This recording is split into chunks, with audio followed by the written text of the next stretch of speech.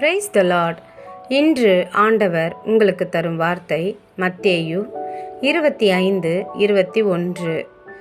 கொஞ்சத்திலே உண்மையாயிருந்தாய், அநேகத்தின் மேல் உன்னை அதிகாரியாக வைப்பேன். பிரியமானவர்களே, யோசேப்பு தன் சகோதரர்களால் விற்கப்பட்டு எகிப்திற்கு அடிமையாக கொண்டு போகப்பட்டான். வாழ்க்கை முழுவதும் இருளாகிவிட்டது என்று எண்ணக்கூடிய சூழ்நிலை இருந்தாலும் அவன் தேவனை விட்டுவிடவில்லை. போத்திபாரின் வீட்டில் சிறிய வேலைகள் ஒப்படைக்கப்பட்ட போது அவற்றை முழு மனதோடு உண்மையோடும் செய்தான். யோசேப்பின் நேர்மையையும் விசுவாசத்தையும் கண்ட போத்திபார் தனது வீட்டின் எல்லா பொறுப்புகளையும் அவனிடம் ஒப்படைத்தான். பின்னர் பொய்யான குற்றச்சாட்டால் சிறையில் அடைக்கப்பட்டான்.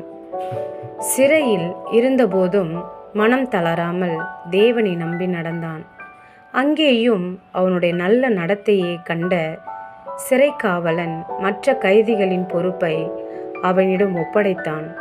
சிறையில் இருந்தபோது பார்வோனின் பானபாத்திரக்காரனுக்கும் அப்பக்காரனுக்கும் வந்த கனவுகளை தேவனுடைய உதவியால் விளக்கினான். காலம் கடந்த பின் பார்வோனின் கனவையும் சரியாக விளக்கியதால் எகிப்து தேசமெங்கும் பஞ்சத்திலிருந்து காப்பாற்றும் திட்டத்தை அமைக்கும் பொறுப்பு அவனுக்கு கிடைத்தது. இறுதியில் பார்வோன் யோசேப்பை எகிப்தின் 2வது பெரிய அதிகாரியாக உயர்த்தினான். கொஞ்சத்திலே உண்மையாய் இருந்த யோசேப்பை தேவன் அநேகத்தின் மேல் அதிகாரியாக வைத்தார். சிறிய பொறுப்புகளை உண்மையோடு செய்வது தேவனுடைய பார்வையில் மிகவும் முக்கியமானது. சோதனைகளும் தாமதங்களும் வந்தாலும் விசுவாசத்தை விட்டுவிடக்கூடாது. தேவன் நம்மை உயர்த்துவதற்கு முன் சிறிய காரியங்களில் நம்மை சோதித்து பார்க்கிறார். இன்று மறைக்கப்பட்ட இடத்தில் உண்மையாய் உழைப்பவர்களை நாளை எல்லோருக்கும் முன்பாக தேவன் உயர்த்துவார். ஜெபம் செய்வோம். அன்புள்ள தகப்பனே, இந்த அருமையான நாளுக்காக நன்றி செலுத்துகிறோம் அப்பா. நீர் கொடுத்த இந்த வார்த்தைக்காக நன்றி ஆண்டவரே, ஸ்தோத்திரம்.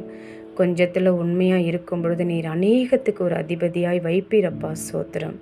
ஆமாண்டவரே, யோசேப்பை உயர்த்தின தேவன் இந்த நாளில் கேட்டுக்கொண்டிருக்கிற எல்லாரையும் ஆண்டவரே, எந்த சூழ்நிலையில் இருந்தாலும் தேவன் என்னை உயர்த்தவில்லை என்று சொல்லி ஆண்டவரே கவலையோடு இருந்தாலும் என் தேவன் அந்த பிள்ளைகளுக்கு இந்த வார்த்தையின் மூலமாக நீர் பேசும்படியாக ஜெபிக்கிறேன் தகப்பனே. யோசேப்பை உயர்த்திய தேவன் அப்பா, இந்த பிள்ளைகளுக்கும் நீர் இறங்கி நீர் அவர்களை உயர்த்தி ஆசீர்வதிக்கும்படியாக ஜெபிக்கிறேன் தகப்பனே. எவ்வளவு அவமானங்கள், எவ்வளவு ஆண்டவரே நிந்தைகள், தோல்விகளை ஆண்டவரே அவர்கள் பெற்றிருந்தாலும் இந்த நாளில் அவர்களுடைய வாழ்க்கையில் ஒரு அற்புதத்தை நீ செய்யும்படியாக ஜெபிக்கிறேன் ஆண்டவரே. என் ஆண்டவர் செய்வார் என்று சொல்லி விசுவாசத்தோடு இருக்கலாம். அந்த விசுவாசத்துக்கு ஒரு பதில் நீர் கொடுக்கும்படியாக ஜெபிக்கிறேன். இயேசுவின் நாமத்தினால் ஜெபிக்கிறேன் ஜீவனுள்ள நல்ல தகப்பனே. ஆமேன்.